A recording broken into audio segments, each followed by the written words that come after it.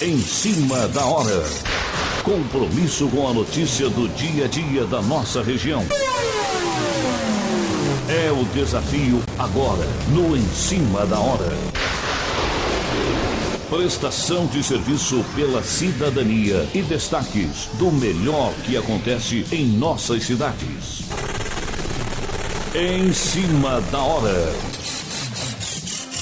Apresentação: Heraldo Santos. Bom dia, amigos, bom dia, ouvintes, bom dia, internautas, bom dia você que sintoniza a Rádio da Vila pelo Facebook.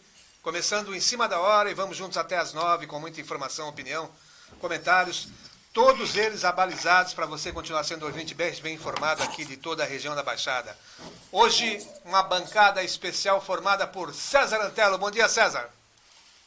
Bom dia, Heraldo. Bom dia, amigos. Bom dia, Gabriel. Bom dia a todos. Mais uma vez, muita honra, muito prazer aqui no Em Cima da Hora, levando muita informação e principalmente opinião, num momento que o Brasil atravessa, num momento de eleição, e tenho certeza que você, nosso ouvinte, será esclarecido e terá muito mais subsídio para a sua votação agora no dia 15 e no dia 29 de novembro, se Deus quiser. Presença também na equipe hoje, o advogado Fábio Varga. Tudo bem, Fábio? Tudo bem, Heraldo? Mais uma vez aqui, feliz de estar podendo participar. Bom dia, César, Ronaldo, Gabriel, ouvinte do Em Cima da Hora. E vamos aí debater as notícias, as últimas notícias aí. Formando a equipe aqui também, o empresário Ronaldo Varela. Bom dia, Varela. Bom dia, Heraldo. Bom dia, companheiros de bancada, César, Fábio, Gabriel. É um prazer muito grande estar aqui Em Cima da Hora. Tá certo, então. Olha, a gente já vai com uma notícia aqui de Santos. A Câmara aprovou e o prefeito deve sancionar já nos próximos dias, convertendo em lei, né, o projeto que vai dar um auxílio emergencial para os motoristas de veículos de transporte e também para os ambulantes, exclusivamente para aqueles que trabalhavam nas praias de Santos.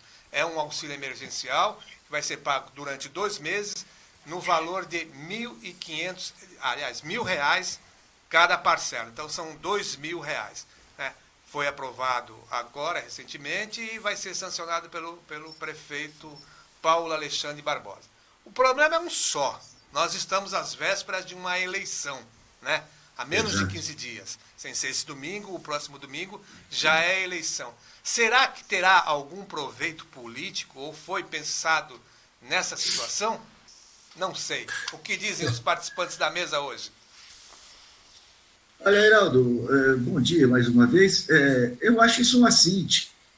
São duas coisas distintas. Uma coisa é o mérito dos trabalhadores de praia que sofreram e tudo mais. Veja, nós estamos chegando ao fim da pandemia. Já tem comerciante em tudo que é lado da praia. E já não é de hoje, já faz um mês. Quer dizer, a necessidade deles foi lá atrás. Quer dizer, então, está na cara que por tudo isso e mais um pouco, é mais um estratagema político para poder ter dividendos da eleição. O que, para mim, é uma vergonha. É uma vergonha, é um assinte, é uma falta de vergonha na cara.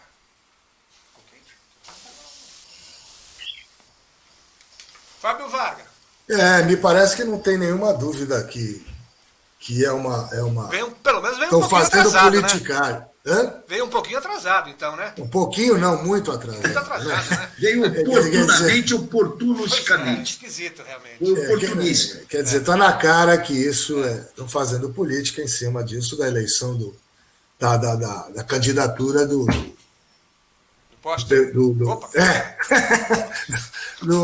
candidato da situação do prefeito Paulo Barbosa. Tá certo, então. Ô, Varela, o auxílio emergencial do governo federal veio logo no início da pandemia, né? Março, abril já começou.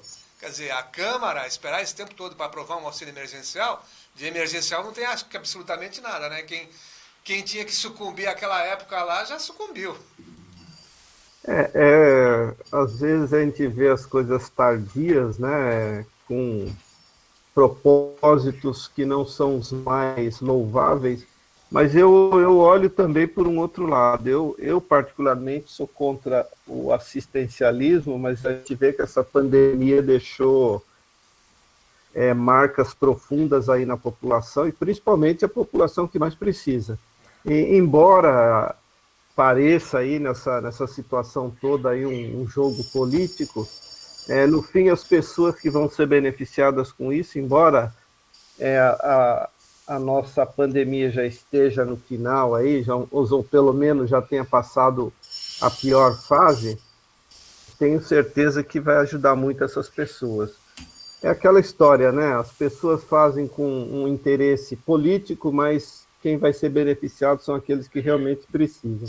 Então vamos acreditar que isso aí vai ajudar as pessoas aí nesse momento tão difícil. Heraldo, só uma observação. Quem você falou? Qual a classe mesmo que vai ser ajudada aí? Qual é o segmento? De veículo de transporte escolar, né? E os ambulantes, mas aqueles especificamente que trabalhavam na praia, ali na faixa de areia, né? Isso também me causa um pouco de estranheza, Heraldo, porque por que esses dois segmentos só? Quer dizer, outros segmentos também têm a necessidade. Sim, não tem dúvida, me parecendo esses foram os mais afetados. Esses foram os mais afetados que não todos tiveram eles, alternativa. Não só os que trabalhavam na praia, mas o que trabalhava também no calçadão, o que tinha um carrinho de pastel, sei lá, alguma coisa assim, num bairro, né, na rua, numa calçada, também sofreu, né? Realmente é meio estranho isso aí, né? As escolas ficaram sem aulas, fechadas, e os transportes escolares, não são transportes comuns, transportes escolares somente. Né? Então, é justo agora. Mas hoje é tudo van, micro-ônibus, né? Sim, mas é justo para essas categorias. É o momento que vem essa ajuda, né? Agora, o que não significa, e aí eu estou com o Fábio também, o que causa mais estranheza também, é porque a escolha desses dois segmentos, quando tiveram outros segmentos também foram afetados. Veja. No caso do motorista de transporte escolar, abarca todos, né? Agora o ambulante não, né? O ambulante, sabe por quê? Aquele que trabalha na praia, porque esse é o mais privilegiado, em detrimento do outro. O outro não sentiu? Sentiu também. Sentiu, porque se ele trabalhava numa zona que era estritamente comercial, com comércio fechado, serviço fechado, ele também padeceu.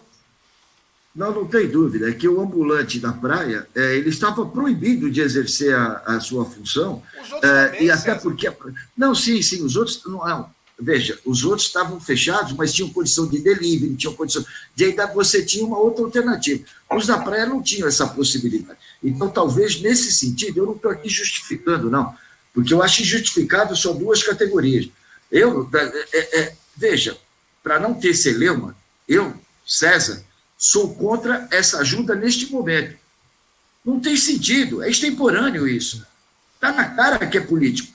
Eu não estou entrando no mérito das pessoas que merecem ter ajuda. Pela questão humanitária, pela questão do trabalho, pela questão familiar, não se divulga, não se contesta isso.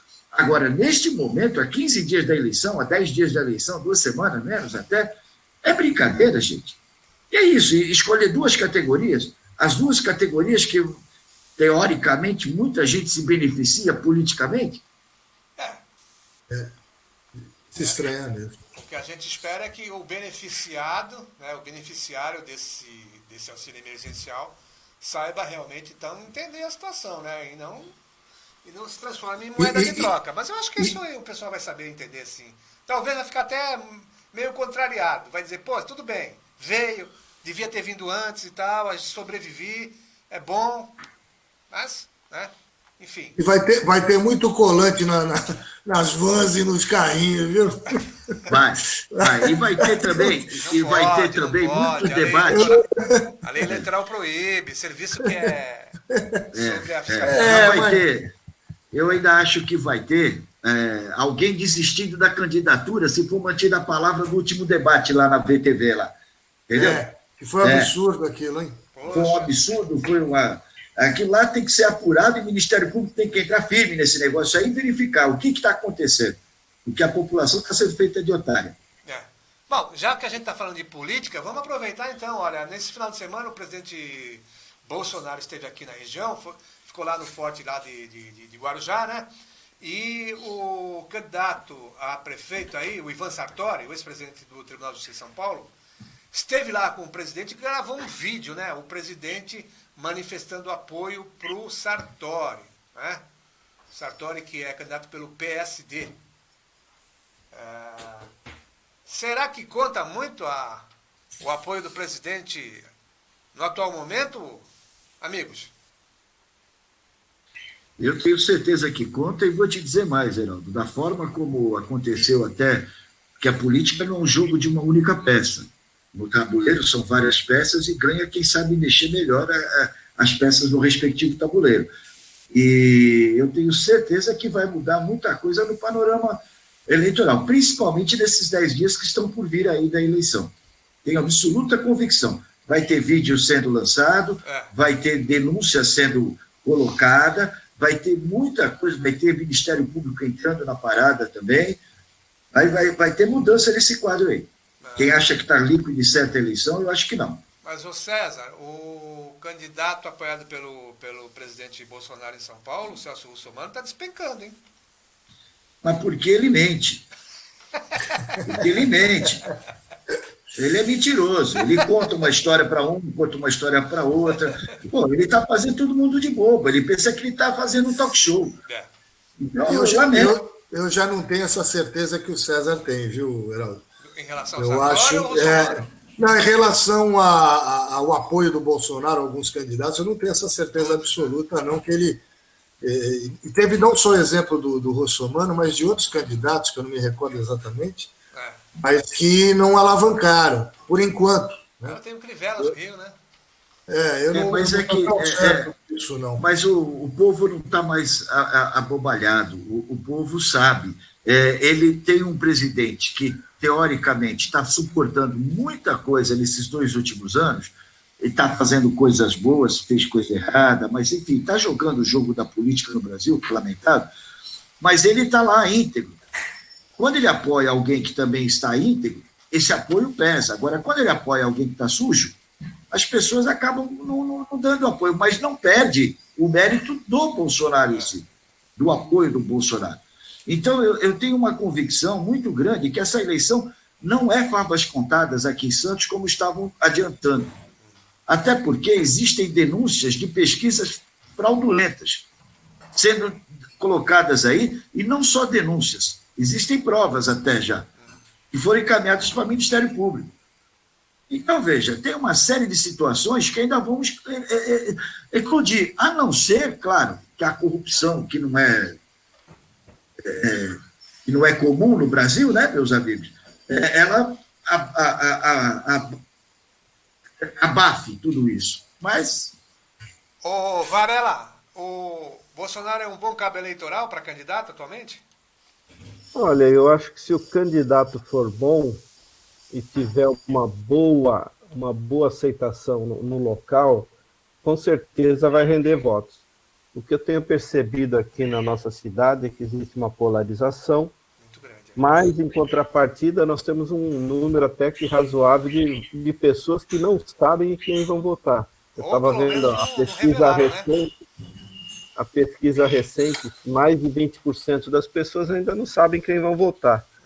Então, se ele vai influenciar essas 20 pessoas ou não, é que vai fazer a diferença. Mas o que eu tenho percebido é que a eleição está polarizada ainda. E a gente tem que tomar cuidado com as fake news. Isso é que preocupa, né? São as fake news que a gente tem visto rolando por aí, seja para um candidato, seja para o outro, e indiferente de quem seja o candidato, não estou fazendo julgamento de valor de um ou de outro, mas eu acredito que o presidente ele tem um peso, mas depende do candidato. Se não adianta vir uma pessoa desconhecida, vamos dizer assim, politicamente falando, e o presidente falar, esse é meu candidato, que vai receber todo o apoio da população que é simpática ao nosso presidente Bolsonaro. É verdade. O Varela lembrou bem, a eleição em Santos está muito polarizada, são 4 nomes fortes aí na disputa pelos votos, né?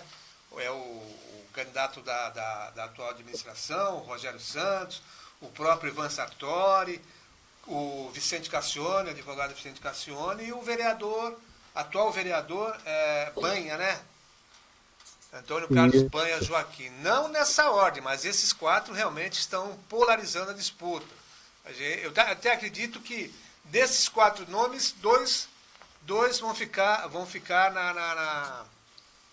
para disputar o segundo turno. E esse é o detalhe, viu, Heraldo?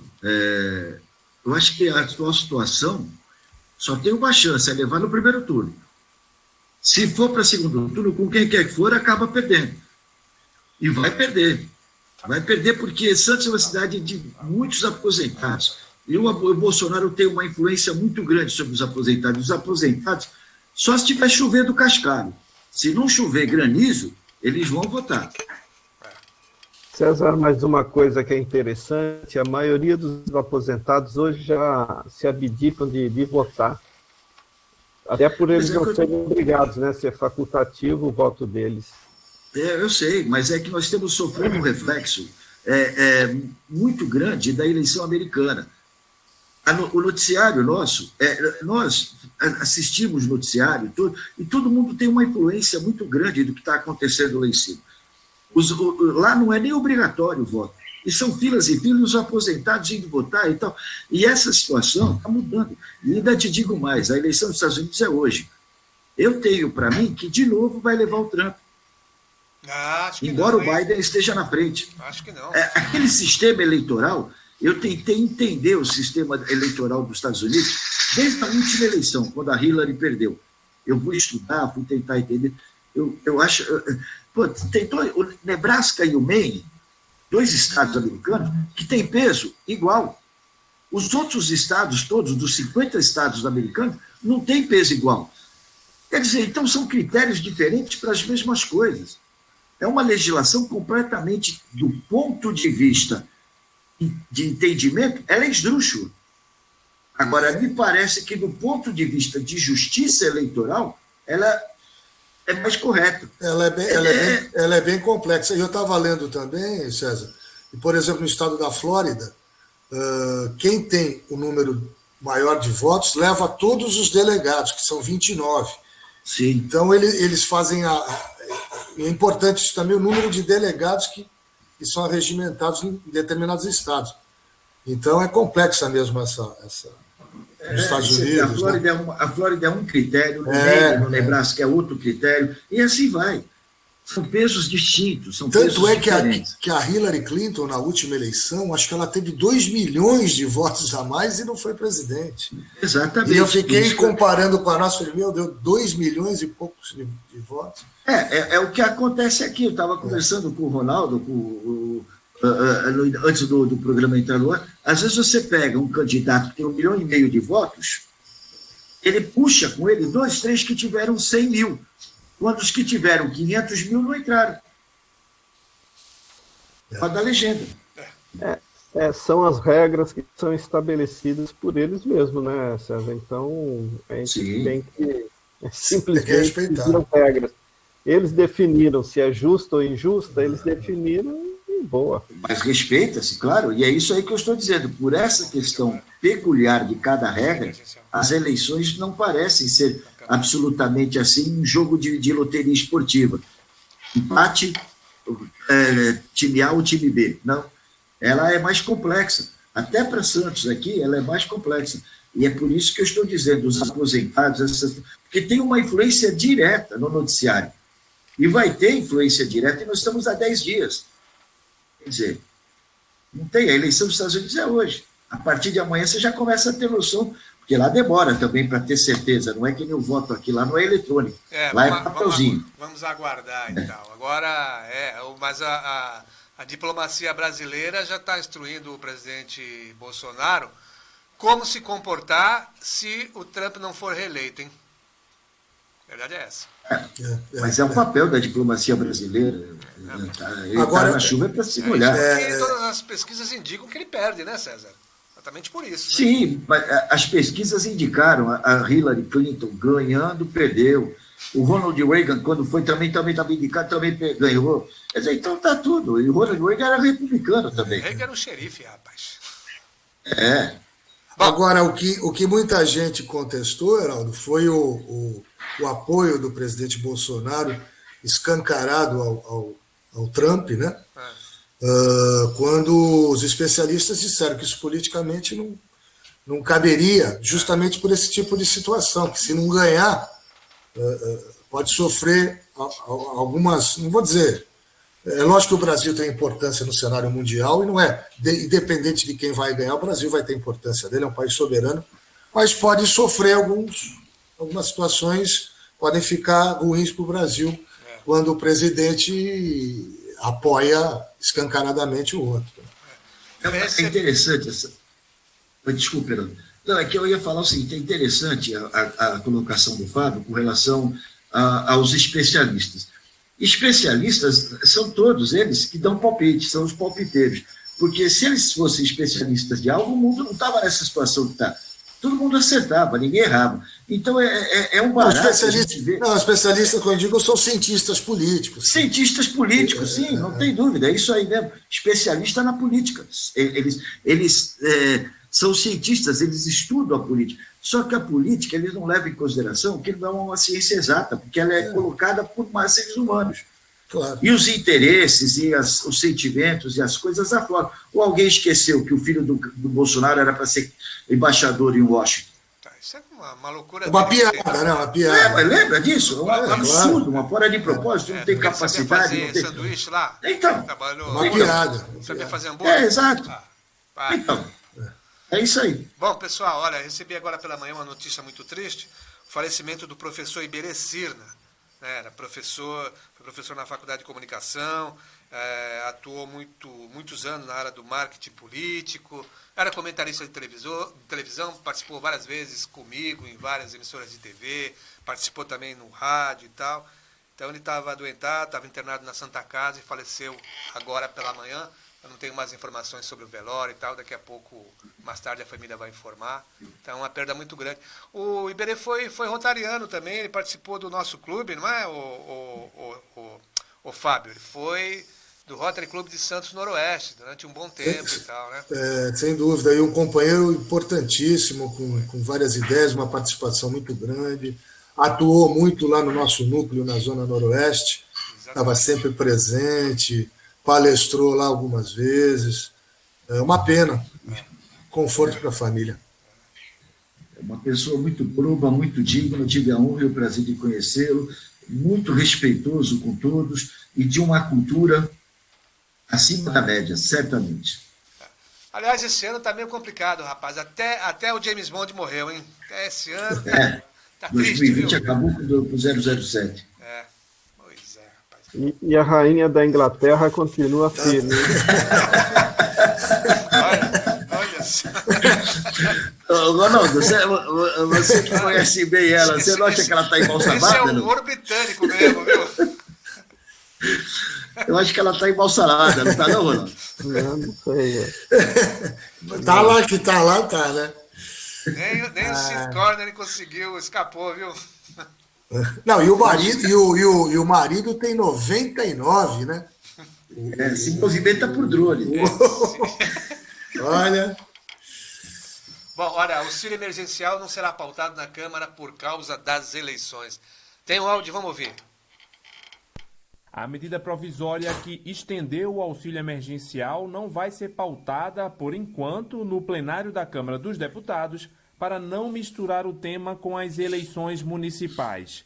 A afirmação é do presidente da Casa, Rodrigo Maia, do Democratas.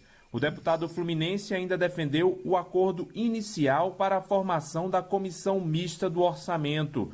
Esses são os dois temas que têm obstruído os trabalhos no plenário da Câmara. Por um lado, a oposição pede a votação da MP do auxílio emergencial e defende o aumento de R$ 300 para R$ 600 reais do valor do benefício. Maia disse que só pretende colocar a medida em votação depois das eleições. Misturar a eleição com uma medida provisória como essa é, com certeza, aprovar um valor que pode gerar uma sinalização muito ruim e desorganizar de vez o governo brasileiro, né? Ela precisa ser votada depois das eleições, ainda tem prazo. Cada um vote como entender, todo mundo sabe quanto custa, né? Maia comentou o assunto nesta segunda-feira, em uma entrevista exclusiva para o jornal Valor Econômico. Por outro lado, partidos da base do governo têm obstruído a pauta de votação para alterar a composição da Comissão Mista de Orçamento, a CMO, que ainda não foi instalada. Maia defendeu que seja mantido o acordo com a deputada Flávia Arruda, do PL do Distrito Federal,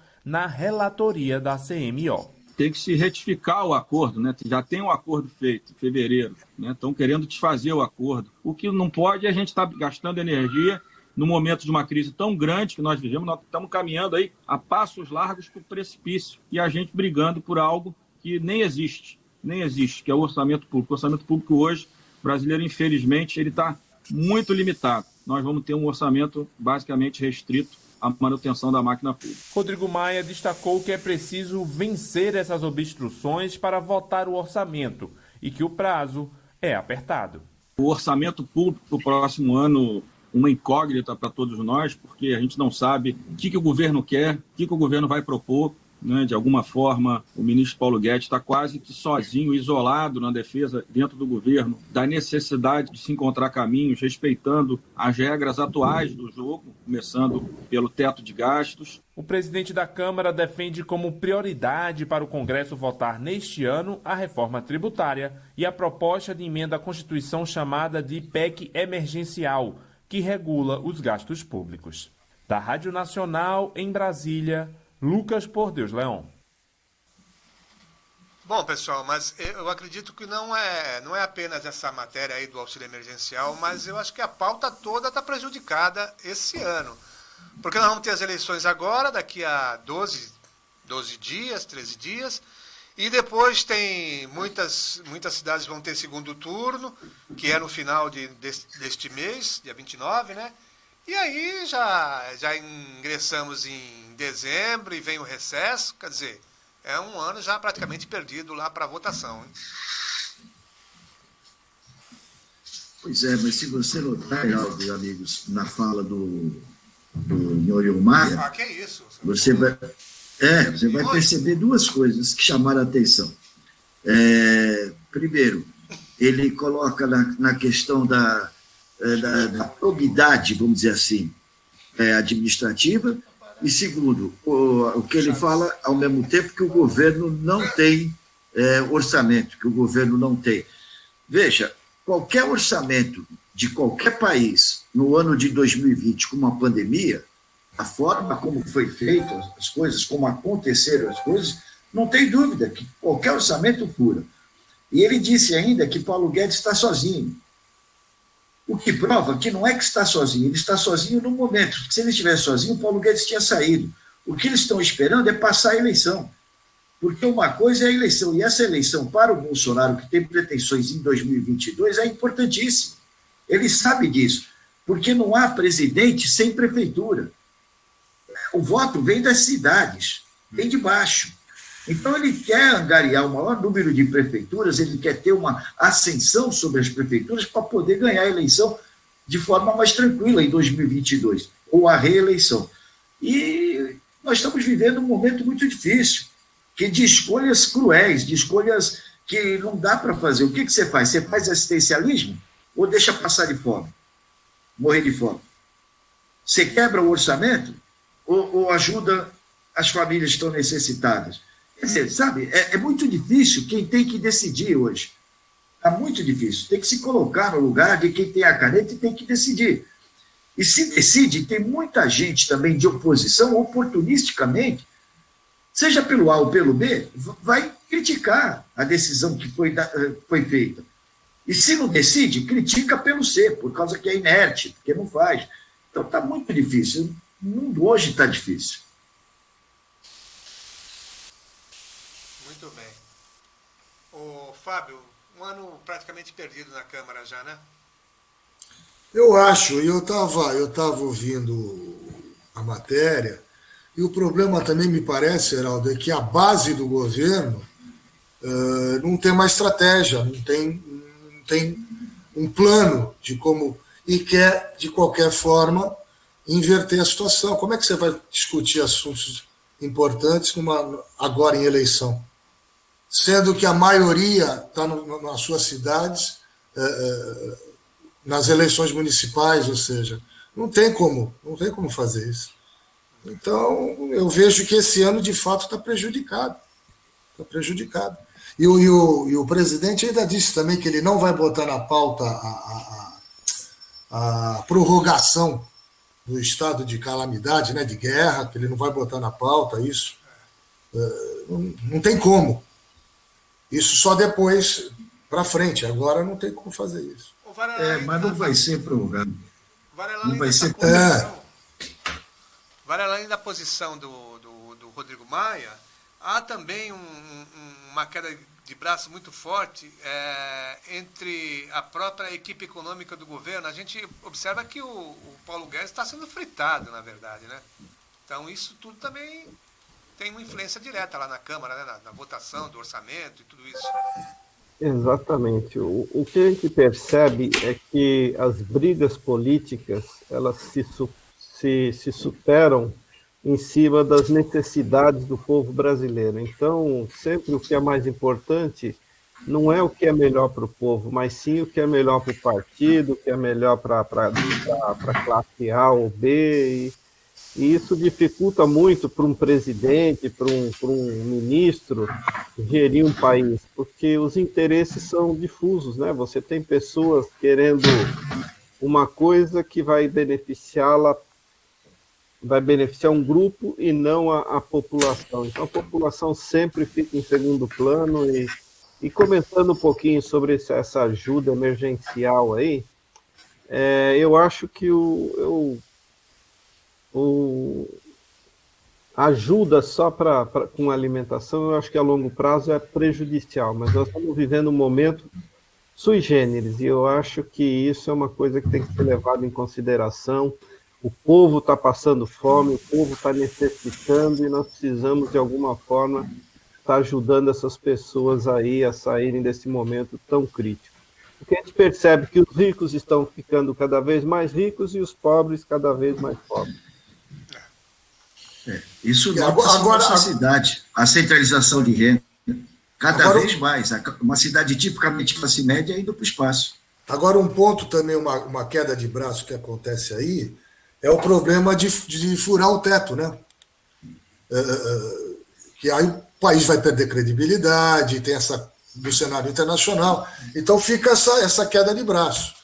Tem gente que quer extrapolar, justamente para poder o auxílio emergencial, essa coisa toda, mas de olho também não furar o teto, né?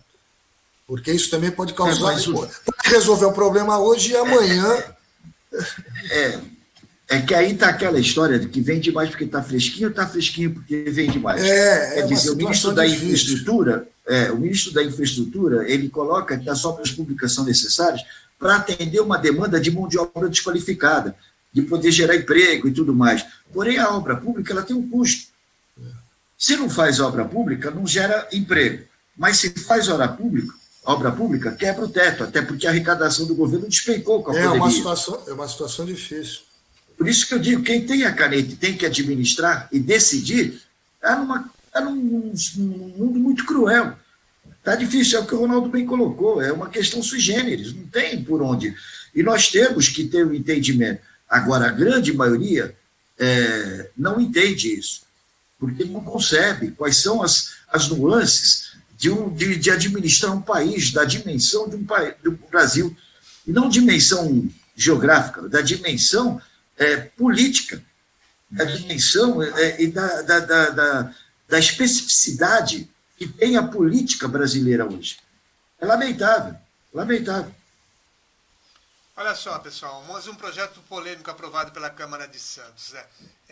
Desta vez é um projeto que visa proibir o consumo de álcool no transporte público municipal. Foi aprovado em segunda e última votação, dia 29 passado agora, um projeto que proíbe o consumo de bebidas alcoólicas em estações, terminais e no interior de veículos do transporte coletivo público e privado, né? A medida agora segue para análise da prefeitura, para ver se o prefeito sanciona ou veta. e é um projeto de autoria do vereador Adilson dos Santos Júnior, do PP. Né? A proposta estabelece que as empresas responsáveis pelo transporte coletivo deverão fixar avisos sobre a proibição em locais de ampla visibilidade, incluindo telefone e endereço dos órgãos de fiscalização para denúncias de qualquer cidadão. Caso a medida seja sancionada, os motoristas também deverão advertir os passageiros e caso os infratores insistam na conduta, poderão ser retirados dos veículos mediante o uso de força policial ou da guarda municipal. Um detalhe aqui que chama a atenção é que nos terminais e estações. Então significa que a lanchonete ali da estação rodoviária não vai poder vender bebida alcoólica. Não é? Curioso isso, hein? Curioso e ineficaz. Não tem qual é a eficácia disso. Não é motorista, né? O cara vai tomar uma cerveja, tá indo embora. Veja, como é que o motorista presta atenção na frente, Se o cara no tá trânsito, bêbado ou não, se o cara e fica tomou olhando pelo retrovisor para ver se tem alguém bebendo alguma coisa, uma latinha de cerveja lá no fundo? É pelo olfato, pelo cheiro. Eu faria uma pergunta. Será que foi feito algum estudo para saber o percentual de pessoas que causam problemas porque estão alcoolizadas nesses locais? Exato. Se elas foram alcoolizadas no local, se elas já vieram alcoolizadas, Também? como é que você vai fazer, né? Isso é inócuo. É inócuo, é oportunista, mais uma vez. Para ganhar notoriedade. Não, é bom Não para é as pessoas possível. saberem também qual é o nível de proposta de alguns vereadores, né, que são candidatos à reeleição. Tá aí, né? Então, cabe ao povo analisar, né? Quer dizer, vai prejudicar o Não é isso que você quer um comércio. vereador? Vai prejudicar o comerciante de uma rodoviária que tem seu estabelecimento comercial ali.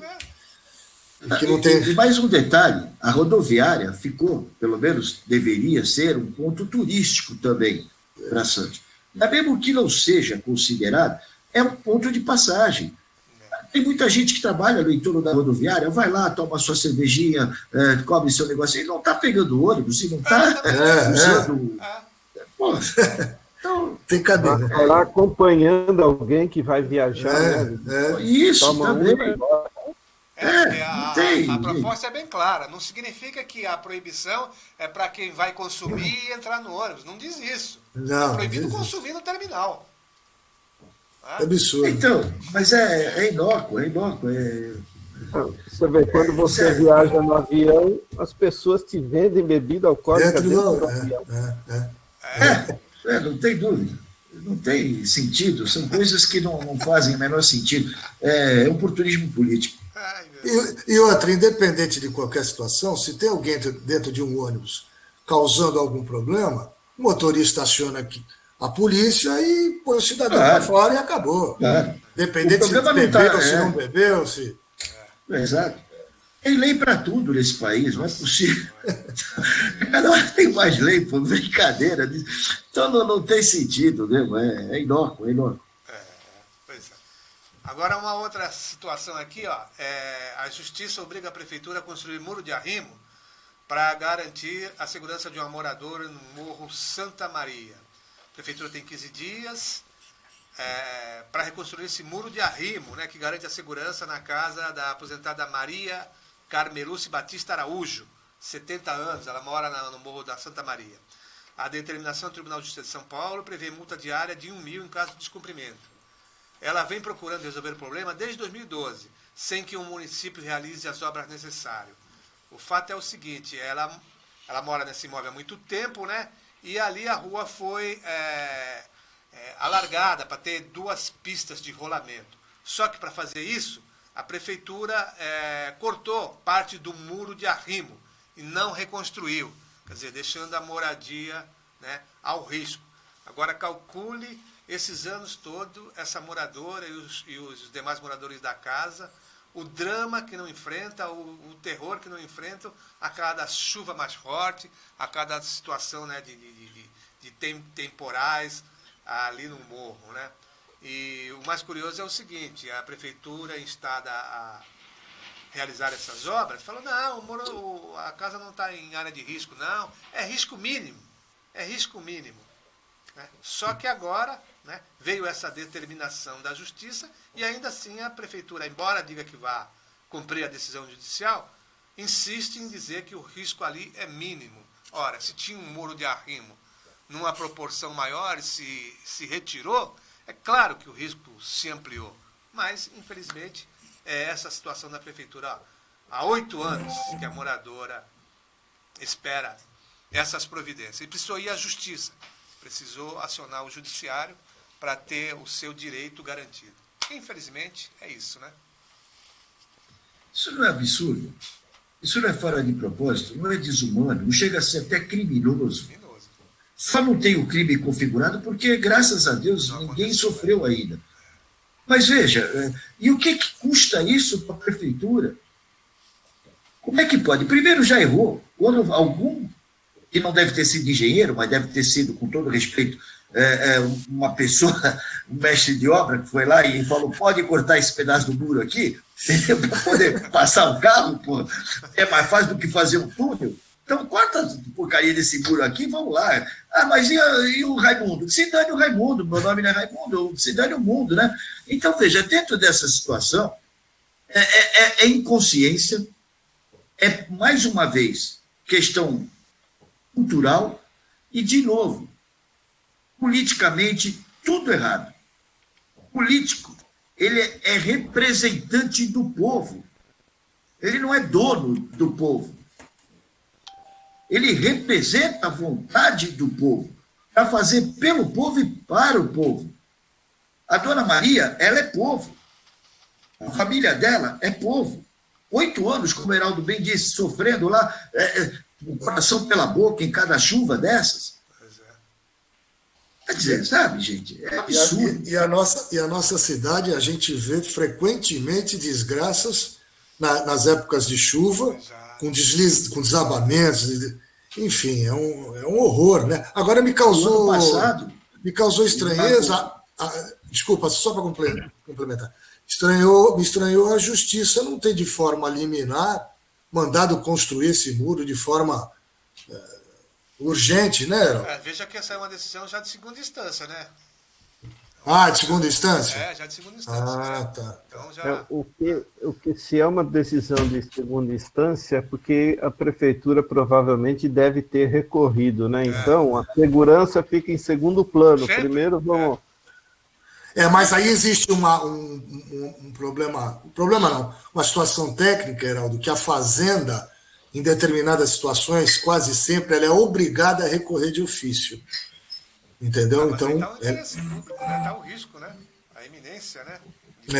E o mais grave nessa situação é que o advogado dessa senhora, ele juntou nos autos uma placa que foi afixada lá no local, nas proximidades, indicando o repasse de uma verba de quase 15 milhões, 14 milhões 882 mil e poucos reais aí, para obras emergenciais da recuperação e estabilização das encostas. Quer dizer, não foi por falta de recursos. Veio dinheiro até do governo do estado e nem por isso a prefeitura foi capaz, né, de reparar o muro ali, o muro de arrimo, para não deixar a casa dessa senhora aí numa situação mais crítica. A pergunta que não quer calar tem que ser feita para a dona Maria, perguntar se ela é inscrita em algum partido político de oposição ao prefeito. Claro que não, viu? Uma senhora de 70 anos, quer dizer, está preocupada em viver tranquilamente, né? Agora, ou seja, o poder público ele só corre quando lhe bem interessa, né? O que me vem à cabeça é o seguinte, né? Merece voto o representante de um partido que faz esse tipo de coisa? De um governo, aliás, né? Do partido de um governo. Né? E fica aí a dúvida, sabe? Não tem dúvida, Heraldo. Claro que não merece. É desumano, pô. Um provocador vamos dizer assim, um potencial provocador de tragédias. Aí, veja o que aconteceu no passado no Morro do Macaco Molhado do Rio, aqui em Santos, no Guarujá, e aqui em Santos também. Quer dizer, veja, o próprio Morro do São Bento também, quando despencou. Toda hora. A gente sabe que muitas vezes as próprias pessoas, né, num ato de desespero, não que queira desafiar o poder público, acabam ocupando áreas de risco, mas não é esse o caso, né? Não é esse o caso. Essa senhora tem a casa lá há muitos anos e havia um muro de arrimo. Quer dizer, então retiraram para ampliar a rua e não cuidaram da segurança. Esse é o detalhe. Esse é o detalhe. Isso não é uma obra de engenharia. Que engenharia pressupõe pensamento, pressupõe inteligência, pressupõe resguardo, pressupõe capacidade técnica adequada. Isso é engenharia. Agora, isso daí não me parece obra de engenharia. Infelizmente, é essa a situação. Mas, agora, com a decisão judicial, vamos esperar que a Dona Maria tenha o seu muro de arrimo lá refeito, né? E que a cada chuva não passe por dissabores maiores, né? É isso aí. Bom, vamos falar um pouquinho da rodada de futebol, César? Opa, à vontade, podemos falar. Palmeiras ontem humilhou o Sampaoli? Eu tenho para mim que é o seguinte, o Sampaoli é um cara muito... eu diria que uma palavra que falta para ele é lucidez. A lucidez, de vez em quando, ele esquece em algum lugar do vestiário. Ele vai para o jogo, ele tem a teimosia, ele tem um estilo de jogo, ele vai para cima de tudo, ele não vê qual é o adversário, ele não vê qual é a circunstância do jogo, e ele quer fazer. E ontem foi isso, o Palmeiras explorou os contra-ataques fantasticamente, e esse menino do Palmeiras aí, o que vai ser substituído agora pelo português que veio, esse menino surpreendeu, conseguiu encaixar, mas ele conseguiu ganhar o vestiário, coisa que o Luxemburgo já tinha perdido. Agora, estrategicamente, ele está jogando como o Luxemburgo estava jogando. Então, veja, o que mudou? Mudou a vontade de jogadores do Palmeiras. Ganhou o vestiário e a coisa funcionou. E o Sampaoli, lamentavelmente, não tem essa visão. Agora, vai ter um jogão domingo que vem, que é Atlético Mineiro e Flamengo. E esse jogo vai sair faísca. Os dois perderam. Bom, e o São Paulo também ganhou, né? São Paulo levou uma vantagem fantástica no placar de 4 sobre o Flamengo, coisa que não esperava, embora o Flamengo desfalcado, mas o Flamengo dentro do Maracanã, eu acho que ele entrou de salto alto, ainda fez um gol logo aos 5 primeiros minutos e aí a coisa acomodou. E o São Paulo, mal ou bem, conseguiu acertar. Foram 2 pênaltis perdidos pela equipe do Flamengo, que fez o diferencial também no resultado da partida, além de desânimo, a ineficácia do esquema tático do Torrente lá ficou completamente desmontada, e, claro, o psicológico dos jogadores foi afetado. E 4-1 para o São Paulo, que vinha numa oscilação, não é um time que está regular, foi também surpreendente, e conseguiu equilibrar o campeonato na ponta de cima, porque os 3 líderes perderam. Então, isso é bom. Agora eu ia falar isso, César, absolutamente surpreendente o resultado de São Paulo, independente de desfalque do Flamengo, né? Quem esperaria que o Flamengo ia perder de 4-1 de um time que oscila muito, com o Fernando Diniz aí sempre... Não tem padrão tático, olha, foi surpreendente. Agora, resultado espetacular, mais um do espetacular Peixe, né? Santos Futebol Clube. Não tem dúvida. Eu acho que o resultado pela dimensão da situação, o resultado do Santos foi ótimo, mas foi conseguido no primeiro tempo. Mas mostrou algumas falhas. A defesa do Santos falhou muito também, teve muita sorte. O João Paulo é um goleiraço. Aliás, me chamou a atenção por que ninguém falava do João Paulo antes. Ele já estava na Vila. Quer dizer, precisou buscar Everson, precisou buscar não sei quem, trazer de volta Vladimir, e tem o João Paulo na Vila, quer dizer, então não dava para entender qual é a política dos dirigentes da Vila Belmiro, dos treinadores, mas, enfim, a necessidade fez a ocasião. O Cuca lançou garotada de 15, 16, 17 anos, está jogando bem, está indo para frente, mas ainda é um time que precisa de muitos ajustes e algumas outras peças, porque a defesa do Santos tem... Esse Luan Pérez, com todo respeito, bom menino, joga direitinho e tal, mas ele não tem a envergadura para vestir a camisa do Santos, não. Ele tem que voltar para o Bruges da Bélgica, assim. Ele vem falhando constantemente e deixando buracos, e tomamos um gol em cima das costas dele também. Então, Olha, difícil. Jogo espetacular foi na Neoquímica Arena, não é Meu mesmo, Varela? Deus. 2-1 contra o Grêmio, né? O Timão arrebentou, e vai pegar o porco na quarta-feira, hein? Amanhã. Aí é com o Ronaldo. Então, O Timão é sempre Timão, né? Amado Pois por é, todos estamos e acostumados, odiado por muitos. Então, o César é o maior corintiano que eu conheço. Ai. Eu torço muito pelo Corinthians mesmo. Então, ele torce mais pelo Corinthians do que pelo Santos. Então, ele sabe mais do nosso time do que do Santos, do Peixe. exatamente. Mas Não, mas o Corinthians... É aquela paixão enrustida. É verdade. Mas a o gente Corinthians a gente dá sempre um refresco, até porque, né, é em extinção, né? O César é um remanescente. É em extinção a torcida do Santos, né? Agora, outro resultado surpreendente foi exatamente esse aí, Heraldo. Ganhar do Grêmio, um time do Corinthians caindo pelas tabelas. Isso, rapaz! Um time com Wagner Mancini. O Corinthians não ganhou do Grêmio. O Corinthians ganhou do Internacional. Não. Quem ganhou do Grêmio foi o Curitiba. O Corinthians ganhou do Internacional. Internacional. Que era o líder do campeonato. O Internacional. Que era o líder do campeonato. Quer dizer, foi surpreendente, viu? Não tem dúvida. É que eu acho que o Corinthians entrou em campo, o Wagner Mancini, querendo ou não, ele está conseguindo afastar as laranjas podres do elenco. Porque o problema do Corinthians é no vestiário. Ele afastou o Sid Clay, mandou o Sid Clay já embora. Já devia ter ido mais tempo também, porque divide tudo lá dentro. Não diz nem para que veio. Então, ele está começando. O grande problema é que, às vezes, o treinador não se sente à vontade e fica com medo de cair. O Wagner Mancini não tinha mais jeito. Ele veio para fazer essa faxina, e está fazendo. E tomara que o Corinthians, porque eu não vejo graça em campeonato nenhum, que o Corinthians não participe. Quando o Corinthians caiu, era ruim. Não tem clássico, Santos e Corinthians, que é o maior clássico do futebol paulista.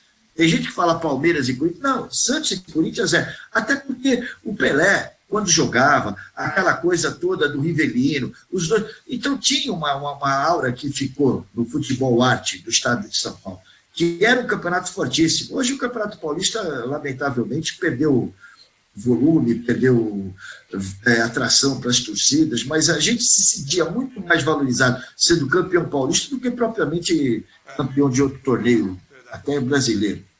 Olha só, a presença feminina aqui na audiência da Rádio da Vila, no programa Em Cima da Hora. Silvia Antelo, Ruth Melo, Andréa Palópoli, presença também do Antônio Taveira. Bom dia, amigos, como é bom ouvir ótimos comentários.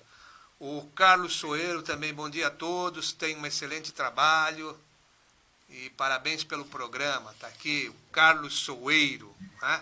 Então tá aí, presença marcantemente feminina. Quando vem essa equipe, né, estoura a audiência, não tem como. Né?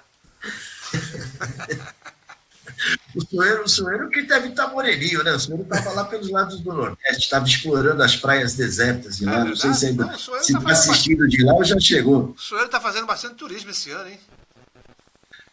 Porque 2020 ele riscou no calendário, ele falou: o que me sobra é o mar. Então tá certo.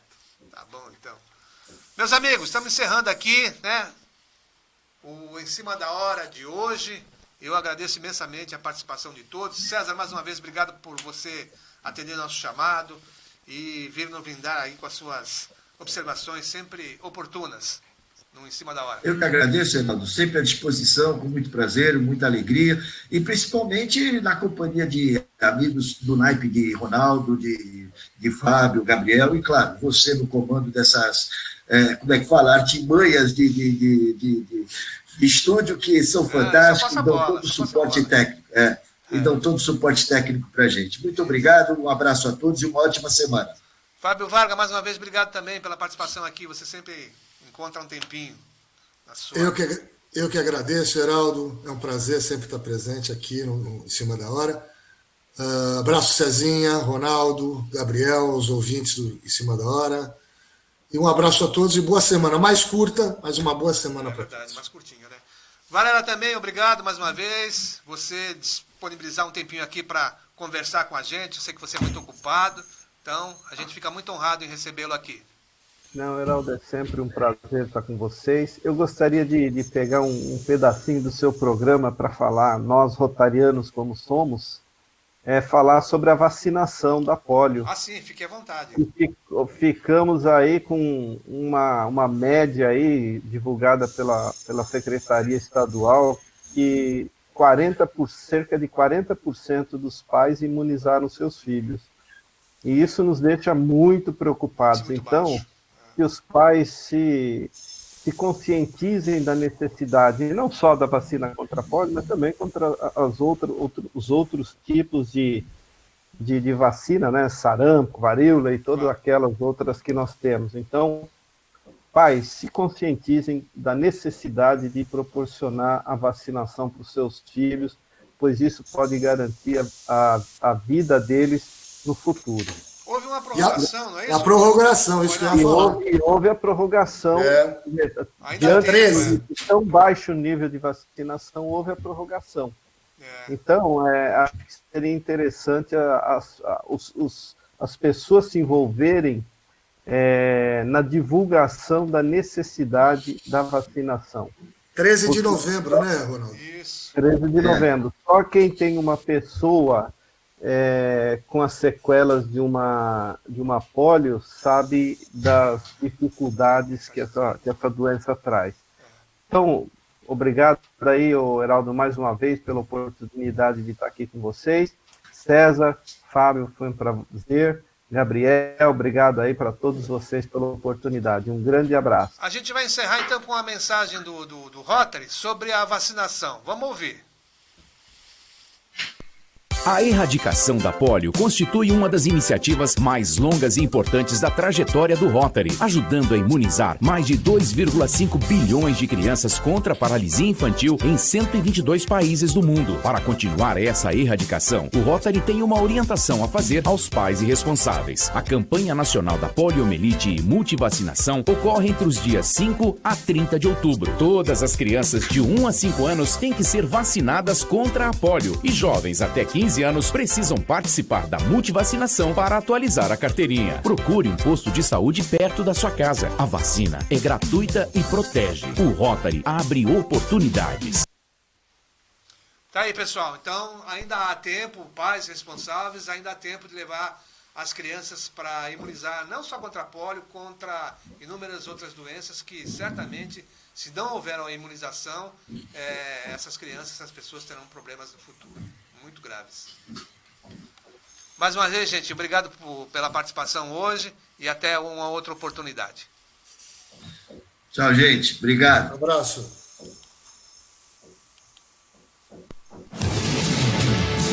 Em Cima da Hora. Compromisso com a notícia do dia a dia da nossa